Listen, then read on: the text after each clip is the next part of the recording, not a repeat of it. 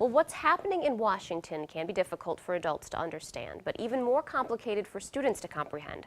News 8's Pauline Lee joins us live in the studio with how one government teacher has made some adjustments to his classroom lessons to help this week.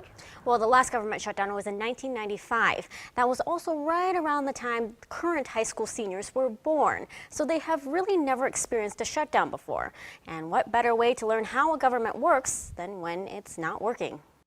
Comments? Obamacare? Should we move on? As the clock winds down to the weekend, Mr. John Lewandowski's class at Aquinas High School is ending the school week talking about current events. Vets in D.C. stormed the World War II memorial. And all this week, the government shutdown has been one of the main topics of discussion in this government class. Government was shut down the day they were supposed to go in because government shutdown affects memorials and national parks and things like that. Our teacher, Mr. Lewandowski, has kind of shifted our curriculum a little bit so we have a better understanding of what's really going on. We started talking about the shutdown on Monday because it was looming. At the beginning of the week, seniors Nicole Watanya and Briar Ion, as well as many of their peers, didn't really understand how they'd be impacted by the government shutdown. Really confusing because it's hard to get just why it's so dysfunctional right now. I kind of thought it'd be like the end all of everything. They kind of had this idea that everything was going to shut down, no police, no military, it was just going to be anarchy is kind of what they thought. Lewandowski says the answers to helping them understand what led to the shutdown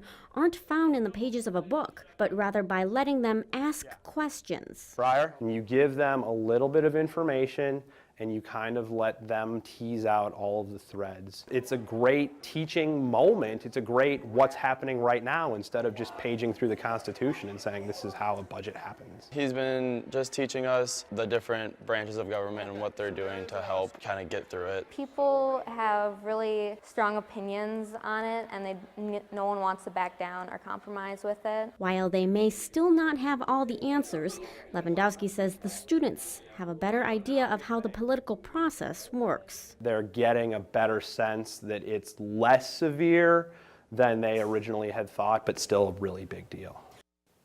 And now, in addition to having open discussions where students can ask questions in class, Lewandowski also incorporates news articles and video clips to help students learn the difference between facts and rumors about the government shutdown. Thank you, Pauline. Some teachers in the La Crescent School District have also incorporated the government shutdown into their curriculum this week as well.